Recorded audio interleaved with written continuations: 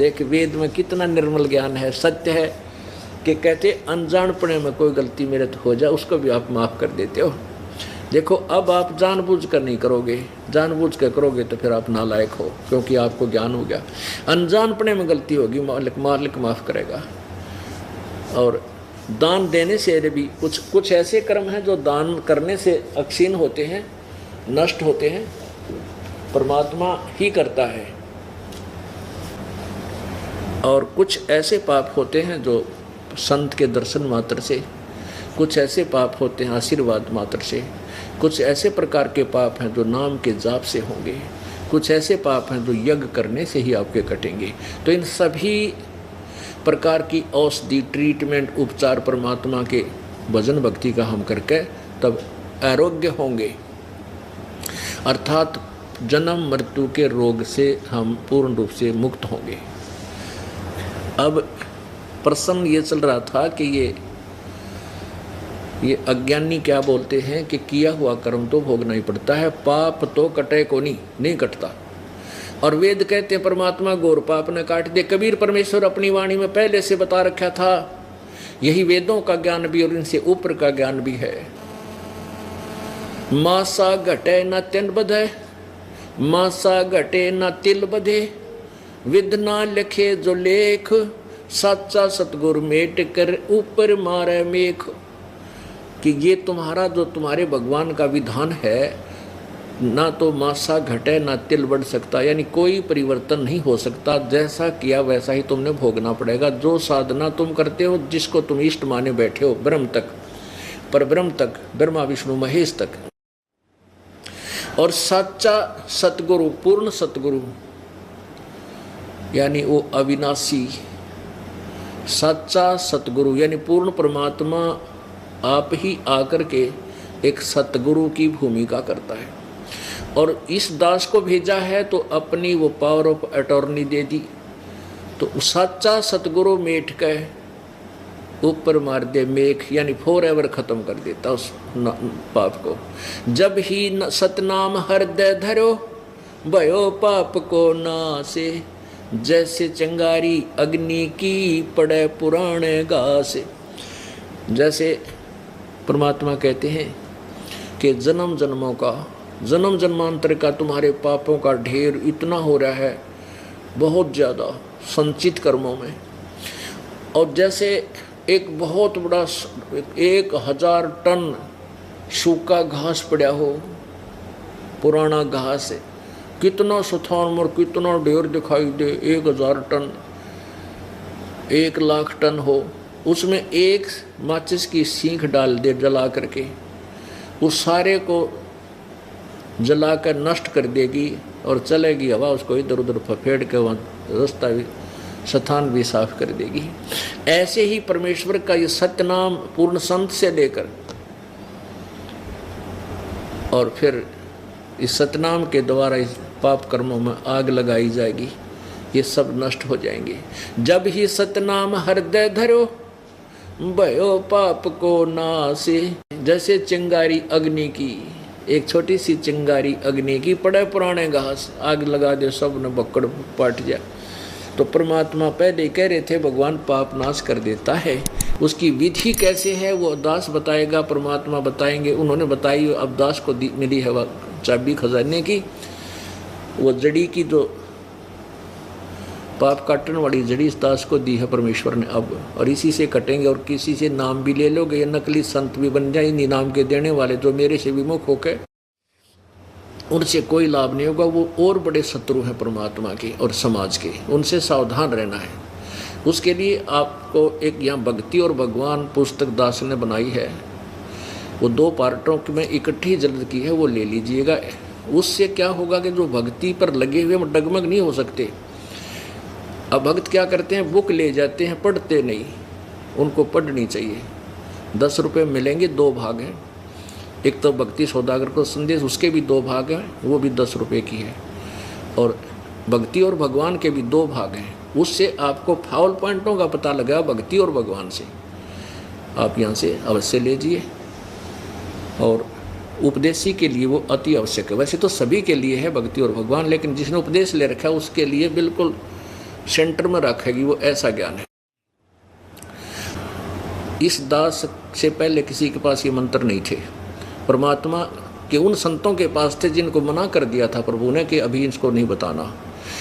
श्री नानक साहिब जी के पास भी थे, संत नानक जी के पास था ये मंत्र सतनाम का, लेकिन उनको आदेश दे दिया था कि अभी इसको किसी को बताना नहीं है, आप अपना मंत्र करके पार हो जाओ। वो प्रमाण दे गए थे। तो अब जो वर्तमान में 2-3 नकली इस दास के पहले शिष्य थे, वो अब उस ज्ञान को चुरा के स्वयं कहीं नाम दान कर रहे हैं, तो उनसे कोई लाभ नहीं हो रहा और ना होगा। वो सबसे बड़े शत्रु हैं। तो उसके लिए ये सावधानी रखना है कि जैसे कोई अधिकारी है, एसएस बोर्ड का चेयरमैन है, सरकार ने उसको पावर दे दी कि जिस पे वो साइन कर देगा उस लिस्ट पे, अपॉइंटमेंट पे, तो उसको नौकरी लड़के को लगेगी। और वैसी ही अपॉइंटमेंट लेटर कोई मेरे जैसा बनाकर अपने साइन कर दे, चेयरमैन नीचे लिख दे, तो वो नहीं चलेगा, वो नकली झूठा है, धोखा कर रहा है। तो ऐसे इस दास के अतिरिक्त इस विश्व में वर्तमान में ना तो कोई संत है, ना अब होगा आने वाले समय में, क्योंकि इससे आगे ज्ञान नहीं रहा। और यही ज्ञान हजारों वर्षों तक चलेगा। कुछ ऐसी व्यवस्था ये दास बनाकर जाएगा, सतलोक जाएगा जब, तो कि आने वाले समय में बीच में कोई और संत पन पाएगा ही नहीं। और इस दौरान बहुत ज़्यादा पुण्यात्मा अपने सचखंड चली जाएंगी, उद्धार होगा। तो अब आपको ये दिखाना आवश्यक हो गया कि जो नकली महर्षि दानंद अपने कर कमलों से अनुवाद कर रहा है वेदों का, और क्योंकि भांग पीता था, इसने पता नहीं तो सत्यार प्रकाश में चेंज कर जाता। जब इसने अनुवाद किया और सत्यार प्रकाश भी लिख चलो पहले लिख दिया, तो बाद में संशोधन कर देना चाहिए, कोई बात नहीं, गलती हो जाए लेखक पे, और वेदों को देखकर संशोधन कर जाता तो भी बात बन जाती है। बिगड़े सांग गणाना मिलो, ये विरोधी नहीं होते कि पाप नहीं कटता, दुख दूर नहीं होते, ये विरोधी इसी के आधार से वेदों विरुद्ध व्याख्या सत्यार पुरुषार्थ वाली के आधार पर हमारा विरोध करते हैं। लोग कहते हैं ऐसे पाप नहीं कट सकते, वहाँ का कैसे सुख हो सकते हैं, कैसे दुख दूर हो रहे हैं, कैसे रोग कट रहे हैं। और वेदों में लिखा भगवान मृत्यु को प्राप्त हो चुका है, उसको भी वापस जीवित कर सकता है, और अंतिम सांस गिन रहा है उसको भी, उस रोग को काट के 100 वर्ष की आयु दे सकता है स्वस्थ करके। तो यही कारण है कि वेदों में ज्ञान सही है। वेदों को ना समझकर वेदों की आड़ में उनके ऊपर लेवल विद्यों का ला करके नकली संतों ऋषियों ने नाश कर रखा था। जैसे एक बोरी के ऊपर लिख रखा है कि बूरा यानी खांड चीनी, और उसमें भर रखी गधे की लीद, तो वो तो खोल के देखा जब पता चलेगा बूरा है या गधे की लीद है, तो यह गधे की लीद है। इस सत्यार प्रकाश में वेदों का लेवल, बूरा का लेवल, चीनी का लेवल ला के गधे की लीद में रखी है। तो ये खोल के दिखाऊंगा जो पत बेरा पटेगा ना, लेवल ने देख के थोड़ा निषेध हो जाएगा इसमें बुरा है। तो ये रोड़ा पड़ रहा था भाई मेरी गेल यार, ये बेशक पढ़ो, ये तो ढोल के डंके पे बताना पड़ेगा और समाज को जगाना पड़ेगा। अब ये भांग पीता था, ये स्वामी जी स्वयं स्वीकार कर रहे हैं, दास अपनी तरफ से नहीं कर रहा। वैसे मैं तो पहले कहा करता था ये दास कि ये अवश्य कोई नशा करता होगा, जिसके कारण इसने ये नहीं पता तो पहले पृष्ठ पर क्या लिख रहा है, दूसरे पर क्या लिखने जा रहा है, उसका खंडन कर रहा है खुद। और 24 वर्ष की लड़की 48 वर्ष के पुरुष का ब्याह का संयोग उत्तम बता रहा है, होश में इंसान नहीं लिख सकता। और दूसरा ये कहता है सूर्य पर ऐसे ही मनुष्य रहते हैं, अन्य पशु प्राणी भी रहते हैं, मनुष्य आदि सारी सृष्टि है। और ये बाग बगीचे झरने सूर्य पर बह रहे हैं, वो तो भांग पी गए बोल सका आदमी, या नशा कर रखा कोई और गोली गाड़ी खाता हो मनमाने नशे की नींद की। ये देखो, ये एक पुस्तक है महर्षि दानंद समग्र क्रांति के अग्रदूत, संपादक हैं स्वामी सत्य प्रकाश सरस्वती, और डॉक्टर रतन कुमारी स्वाध्याय संस्थान इलाहाबाद से ये प्रकाशित है। ये देखना, इसमें प्रारंभ यहाँ से होती है, महर्षि दानंद जीवन व्रत और कर्तृत्व। लेखिका इसकी है डॉक्टर उषा ज्योतिषमती, MSc DPhil, और ये कहाँ से छपी है, डॉक्टर रतन कुमारी स्वाध्याय संस्थान इलाहाबाद से। यहाँ से फिर देख लीजिए, महर्षि दानंद निर्वाण सती निर्बंधमाला प्रथम पुरुष, महर्षि दयानंद सरस्वती, निर्बंध माला प्रथम पुरुष, संपादक स्वामी सत्य प्रकाश सरस्वती, प्रकाशक है डॉक्टर रतन कुमारी, स्वाध्याय संस्थान, विज्ञान परिषद भवन, महर्षि दयानंद मार्ग, इलाहाबाद, प्रथम संस्करण। अब यहाँ देख, मुद्रक है सरयू प्रसाद पांडे, नागरी प्रेस, आलोपी बाग, इलाहाबाद। इसके ये 8वें पृष्ठ पे है। अब क्या लिखा स्वामी जी ने? प्रथम लेख, मैं सरस्वती दयानंद सरस्वती संक्षेप से अपना जन्म चरित्र लिखता हूँ। अपने आत्माओं,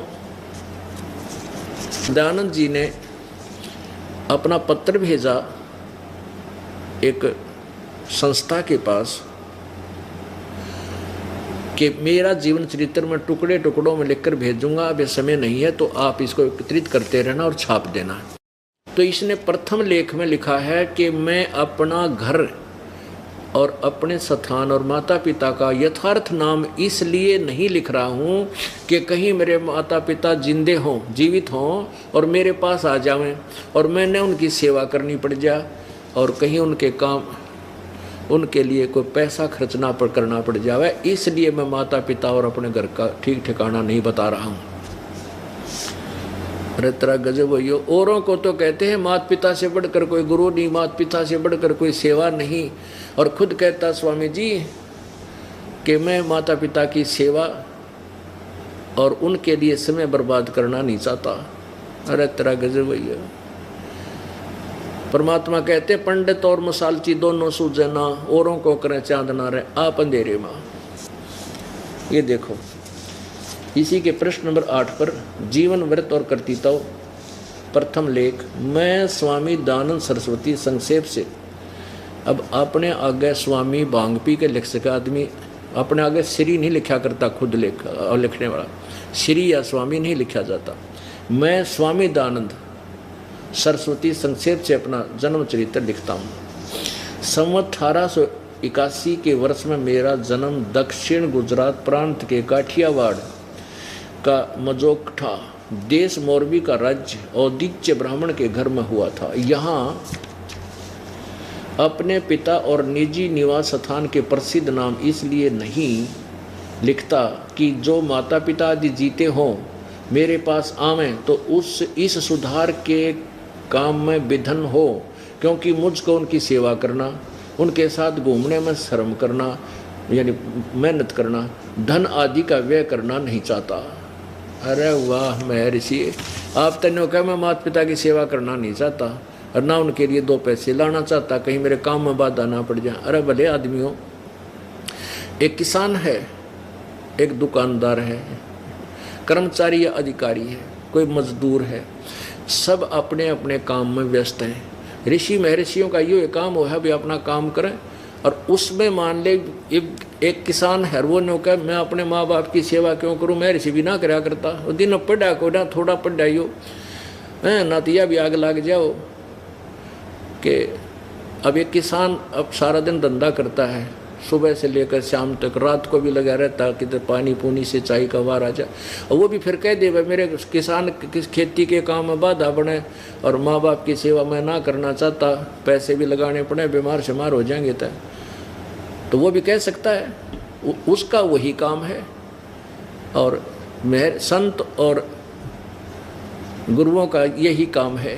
और मान ले माता पिता उसके पास आ जाते तो के बिजली गिर जाती, उनकी सेवा करने में क्या हानि होती। यहाँ ये दास है, यहाँ पर प्रत्येक महीने में कम से कम 50,000 व्यक्तियों का आवागमन रहता है और उनकी सबकी सेवा हो रही है यहाँ पर। और यहाँ मेरे माता पिता भी रह रहे हैं तो उनकी सेवा में बता के पहाड़ टूट जाएगा, 2 रोटियाँ खावा सुबह शाम हुआ।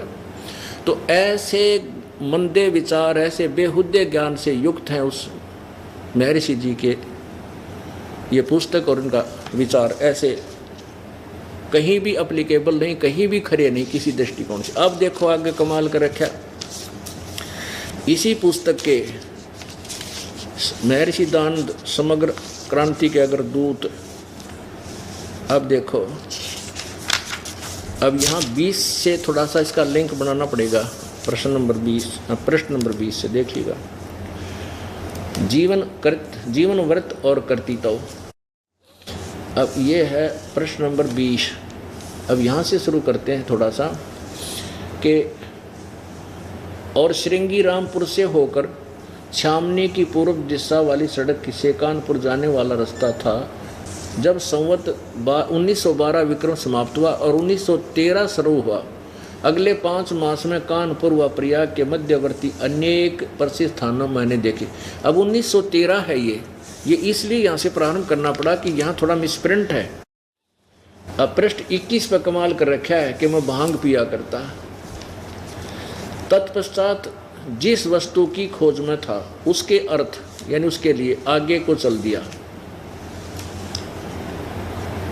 और असुद सुदी 2 संवत ये 1913 है, नोट 1313 में जिसका जन्म भी नहीं था स्वामी जी का, ये मिसप्रिंट हो गया। 1913 को दुर्गा कुंड के मंदिर पर जो चंडालगढ़ में है पहुंचा, वहाँ 10 दिन व्यतीत किए। वहाँ मैंने चावल खाने तो सर्वथा छोड़ दिए और केवल दूध पर अपना निर्वाह करके दिन रात योग विद्या के अध्ययन में अभ्यास में तत्पर रहा। दुर्भाग्यवश वहाँ मुझे एक बड़ा दोष लग गया, अर्थात भांग पीने का स्वभाव हो गया। अरे वाह नशेड़ी, जय हो बंदी छोड़ की। और सो कई बार उसके प्रभाव से मैं सर्वथा बेसुध हो जाया करता। वार मैं ऋषि नकली। अब नौका चावल खाने तो छोड़ दिए और केवल दूध पी कर योग अभ्यास में, योग विद्या के अभ्यास में लीन रहता था और भांग पीने लग गया। चावल खाने छोड़ दिए, भांग पीने लग गया, नौका योग अभ्यास में लगा रहता था और बेहोश हो जाता था। अब बेहोश कोई पड़ा है तो आप उसने कुछ भी अब पी का भांग पड़ जाता था, कट ला के कितना बैठा रहता सारी रात न्यू करें नो सोचो बड़े सारी रात का बैठा महात्मा चाड़ा पाट दिया इसने समाधि का। अब इसे थे ये नकली ज्ञान तो इनको मिला नहीं, ना इनकी साधना ठीक। अब झूठा ज्ञान ध्यान कहाँ लावे, जब इनका ज्ञान ही झूठा है तो ये समाधि कहाँ लगा रहे, किसको देखने की चेष्टा करें। झूठा ज्ञान ध्यान कहाँ लावे या बाद बेदात चतुराई। जब भगवान निराकार है तो फिर नो आकड़ के बैठने की क्या आवश्यकता थी। ये किस लिए कर रहा स्वामी जी, ये देखो ये केवल ड्रामा ढोंग था। जब भगवान निराकार है फिर ये ट्राई किस लिए करा समाधि लगाने की, किसको देखेगा, निराकार का क्या देखेगा ये।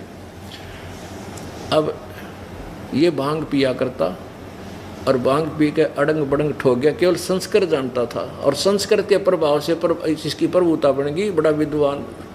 क्योंकि बचपन से ब्राह्मण समुदाय में जन्म था इनका और ये ऐसे ब्राह्मण के घर जन्म हुआ जो पंडिताई करता था और बचपन से इनको कंपलसरी था वेदों के श्लोक याद करा दिए जाते थे। अब हमारे छोटे छोटे बच्चे हैं, इनको सुबह की शाम की आरती, असुर निकंद रमणी और तकरीबन सुबह का भी बहुत सा नित्यनेम 5-10 वर्ष के 11-12-13 वर्ष के बच्चे को याद हो जाता है। तो ऐसे ही अरबी गीता और वेदों का दास ने कंठस्थ करवा दिया अनुवाद और ये श्लोक मंत्र, ये पूछ लो इनसे, एक एक बता देंगे। तो ऐसे ही इनका अभ्यास था, इन्होंने संस्कृत सीख ली और वेदों को घोट लिया, लेकिन अनुवाद कति बेरा नहीं था, ज्ञान नहीं था इनके पास। अब एक और कमाल दिखाऊं इस अज्ञानी का, कहता सूर्य पर मनुष्य रहते हैं, वहाँ पर ऐसे बाग बगीचे हैं, तो भांग बिना बगैर भांग पिए बगैर किसी नशे के ये शब्द नहीं लिखे जा सकते। कलजा कांप जा, कोई नौकर सूर्य पर आदमी है, कहाँ आदमी है, और वहाँ ये बाग बगीचे भी हैं, तू आदमी की बात करे। ये देखो अब दिखाता हूँ पुण्यात्माओं, जब तक हम इनके इस कारनामों को नहीं देखेंगे तो इन नकली ऋषियों से हटकर यथार्थता को हम प्राप्त नहीं कर पाएंगे। ये वही सत्यार्थ प्रकाश है जो अभी आपको दिखाया था। अब इसके 8वें समोल्लास के लास्ट में 197 पृष्ठ पे ये देखिएगा, अष्टम समोल्लास, ये अष्टम समोल्लास। और यहाँ पर है प्रश्न किया कि सूर्य, चंद्र और तारे क्या वस्तु हैं और उनमें मनुष्य आदि सृष्टि है व नहीं। मनुष्य आदि यानी मनुष्य आदि माने और पशु पक्षी ये हैं या नहीं, प्रश्न किया स्वामी दयानंद जी से। स्वामी दयानंद जी ने उत्तर दिया, ये सब भगोल लोक और इनमें मनुष्य आदि प्रजा भी रहती हैं। आड़े तोड़ हो गया, वैसे तो क्लियर हो गया, कंसेप्ट ही क्लियर है इनका। फिर भी विस्तृत जानकारी दी है। पृथ्वी, जल, अग्नि, वायु, आकाश, चंद्र, नक्षत्र और सूर्य इनका वसु नाम इसलिए है कि इन्हीं में सब पदार्थ और प्रजा बसती है और ये ही सबको वसाते हैं। जिसलिए वास के निवास करने के घर हैं, ये निवास करने के घर हैं सूर्य चांद भी, इसलिए इनका नाम वसु है। जब पृथ्वी के समान सूर्य, चंद्र, नक्षत्र वसु हैं तो पश्चात उनमें इसी प्रकार प्रजा होने में क्या संदेह है। अरे वाह, न्यू कह, जब यह पृथ्वी, छोटा सा लोक पृथ्वी, ये भी वसु है और सूर्य भी वसु है, तो जिस प्रकार इस पृथ्वी पर आदमी हैं और प्रजा भी है, तो क्या सूर्य पर होने में कोई संदेह, क्या संदेह है? नहीं, वहाँ पर भी है, ये सभी रहते हैं। ये देखो क्या संदेह है। और जैसे परमेश्वर का छोटा सा लोक मनुष्य आदि सृष्टि से भरा हुआ है, तो क्या वे सब लोग शून्य होंगे? परमेश्वर का कोई भी काम निष्प्रयोजन नहीं होता। तो इतने असंख्य लोकों में मनुष्य आदि सृष्टि न हो तो सफल कभी हो सकता है? इसलिए सर्वत्र मनुष्य आदि सृष्टि है। स्पष्ट कर दिया कि सूर्य पर मनुष्य और अन्य पशु पक्षी प्राणी भी रहते हैं। फिर किसी ने प्रश्न किया कि वहाँ पर क्या ये सब पदार्थ हैं, सेब, संतरे, काजू, किशमिश और ये गेहूँ, चने, बाजरा, ज्वार? कहता हाँ, ये सभी पदार्थ, सुख देने वाले सभी पदार्थ, ये जल, झरने सभी हैं वहाँ पर। क्योंकि जैसे परमात्मा ने, इसका उत्तर है स्वामी जी का, कि जैसे पूर्व कल्प में सभी सूर्य आदि सभी लोक रचे, उनमें सब पदार्थ रचे थे, इस प्रकार जब दोबारा ये रचे हैं वर्तमान के, इनमें भी सब सुख पदार्थ ये सब रचे हुए हैं। फिर किसी ने पूछा क्या क्या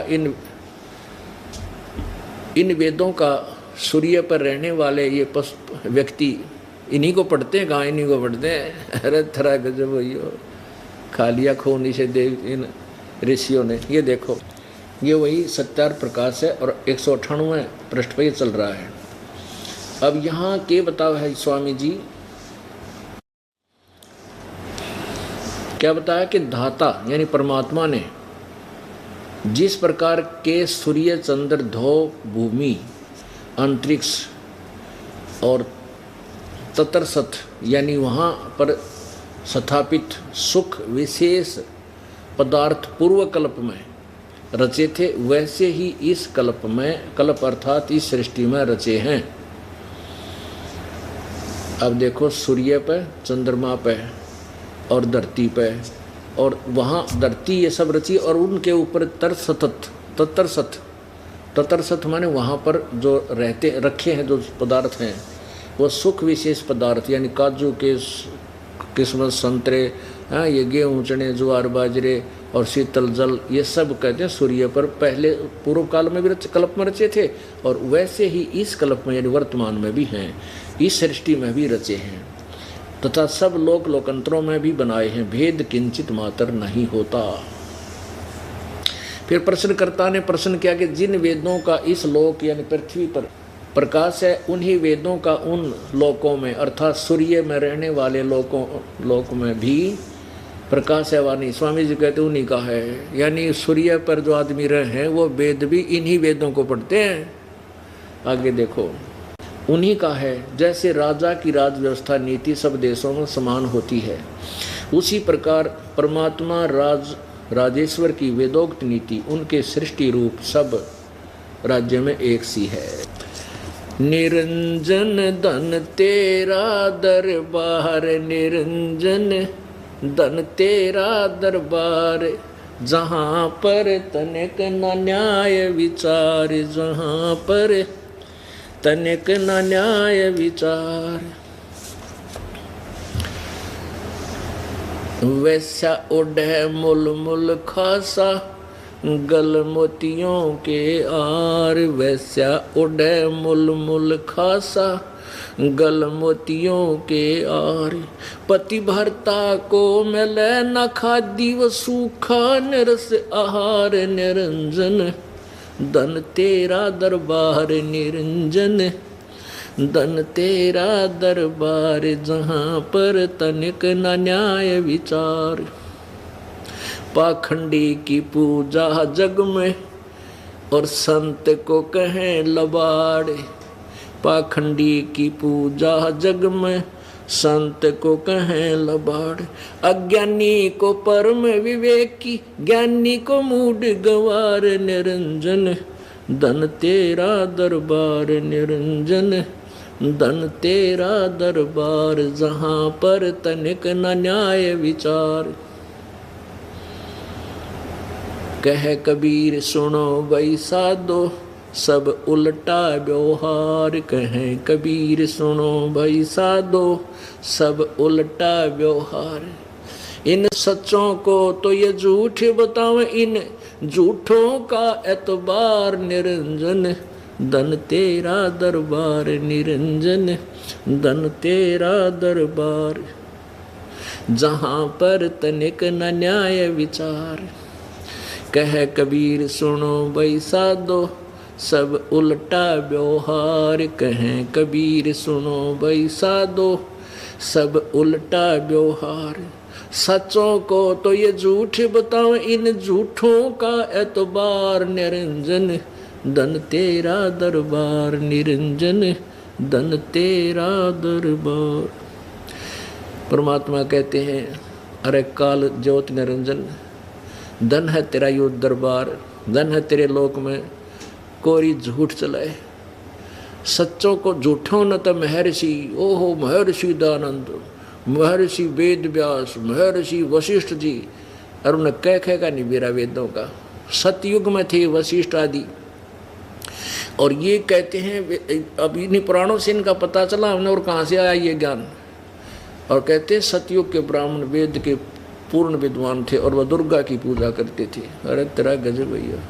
और दुर्गा कहती है वो भगवान ब्रह्म है, ब्रह्म की पूजा करनी चाहिए, वही सबका उद्देश्य है, उसी को वो ब्रह्म लोक में रहता है। और परमात्मा कहते हैं ब्रह्म छोड़ पर ब्रह्म छोड़, हमने पूर्ण ब्रह्म की भक्ति करनी चाहिए, जिसे पूर्ण मोक्ष होगा। उसको झूठा बताते थे। कबीर क्या जानता है, वो तो जुलाहा था, धानक था, हैं, और तबले लेकर गाता था, वो ऊट पटांग बनाता था। अरे और तुमने गला तोड़ गए, तुम्हारा देख लिया, क्या बना गए तुम, सारी जनता को भ्रमित कर गए। अब इस दास के ऊपर इतना वजन पड़ गया, इन अज्ञानियों के अज्ञान को ढूंढ ढूंढ में बूंदा अच्छा कमाऊँ हैं, और सच्चा ज्ञान बताऊँ, और मुझे इन्हों का तो नकम्मा है, गुंडा है, बदमाश है। पर समय आने पर पता चलेगा, जनता रोया करेगी ऊपर न मुँह करके कि उन नकम्मा ने एक परम संत के विषय में ऐसे झूठी अफवाहें फैला करके बदनाम करने की चेष्टा की। लेकिन हम समर्थ की ओट में बैठे हैं, हम कबीर परमेश्वर के चरणों में विराजमान हैं, जिसके चरणों में कोई आपत्ति नहीं आ सकती। ठीक है, किसान फसल बीजता है, तो फसल बीजता है तो उसमें आंधी तूफान आते रहते हैं, एक आधा पौधा टूट भी जाता है, लेकिन खेती बीजना बंद नहीं किया जा सकता। तो ऐसे ही ये परमात्मा का बाग लगाया है इस दास नौकर ने, परमेश्वर के नौकर ने, लेकिन इसका एक भी पौधा नहीं टूटा। इतना भयंकर अफवाह फैलाई लोगों ने, एक भी भक्त हमारा डगमग नहीं हुआ, बल्कि जो थोड़े बहुत डगमग हो गए थे दोबारा माफ़ी मांग रहे हैं, क्षमा कर याचना कर रहे हैं, और आकर के दोबारा उपदेश लेकर के अपना कल्याण करवा रहे हैं। बोलो सतगुरुदेव।